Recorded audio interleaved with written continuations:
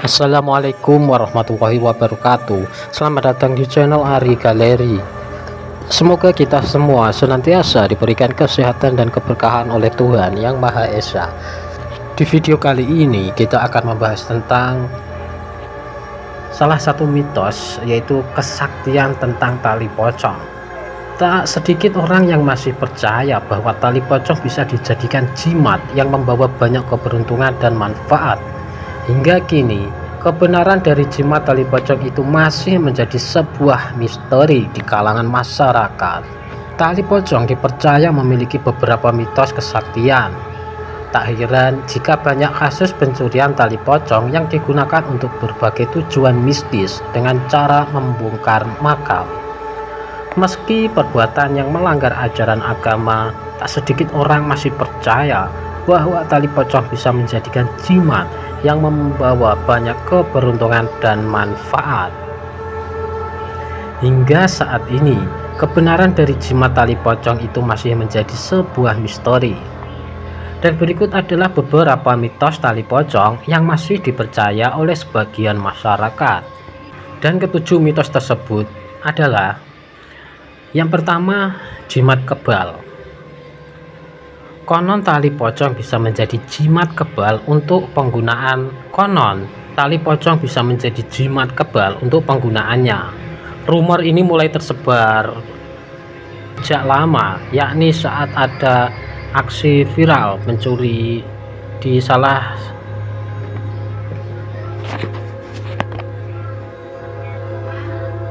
Rumor ini mulai tersebar pada beberapa tahun yang lalu, yakni saat ada aksi viral seorang pencuri di Depok yang ternyata kebal senjata karena mengaku memiliki jimat tali pocong.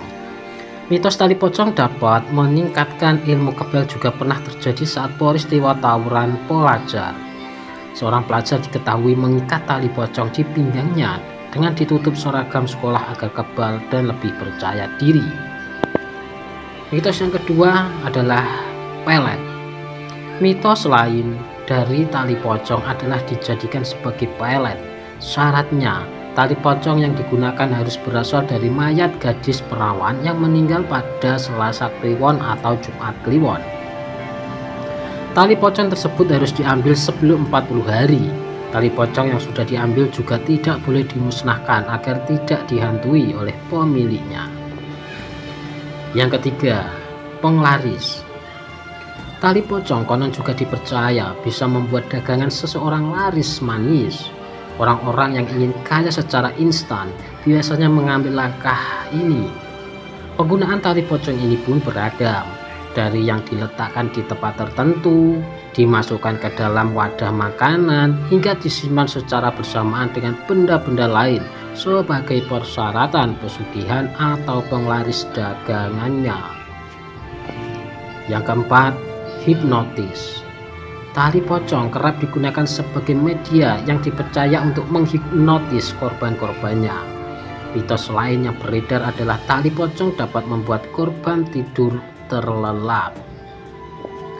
Yang kelima, menyempurnakan ilmu metafisik.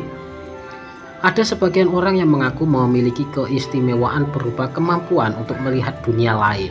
Keistimewaan ini disebut sebagai kemampuan menyelami dunia metafisik. Ilmu metafisik juga harus terus diasah dan dipelajari. Konon, tali pocong dapat menyempurnakan ilmu metafisik tersebut.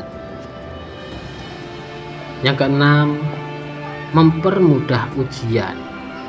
Meski terdengar sangat konyol, tetapi ada juga yang percaya bahwa tali pocong bisa menjadi jimat untuk mempermudah ujian. Menurut berbagai sumber, penggunaan jimat tali pocong ini pernah terjadi pada peserta tes seleksi CPNS di salah satu kementerian hukum dan HAM di NTB. Tali pocong tersebut dibawa saat akan melakukan ujian. Tujuannya agar ujian berjalan mulus sehingga ia bisa mendapatkan nilai yang bagus. Dan yang ketujuh adalah gentayangan. Sudah bukan menjadi rahasia umum bahwa tali pocong juga bisa membuat pemiliknya gentayangan. Mitos ini awalnya berasal dari sebuah sinetron ya, jadi pocong yang populer pada masanya saat itu. Sinetron tersebut bercerita tentang pocong yang gentayangan bila tali di kepalanya tidak dilepaskan. Konon, pocong tersebut akan gentayangan selama 40 hari untuk meminta tolong kepada warga agar melepaskan tali ikatannya tersebut. Pocong adalah hantu lokal Indonesia yang wujudnya terbungkus oleh kain kafan dengan ciri khas berjalan dengan melompat-lompat. Yang konon menurut cerita, bila tali pocong pada jenazah tidak dilepas pada saat penguburan, maka rohnya akan gentayangan menghantui warga sekitar.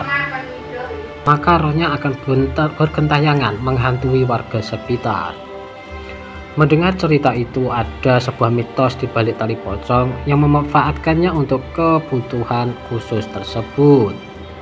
Dari mitos yang sudah kita bahas tadi, bukan hanya pocong saja yang membuat geger masyarakat, tetapi masyarakat pun membuat geger bangsa pocong. Namun, apakah kalian percaya akan kegunaan tali pocong seperti cerita tadi?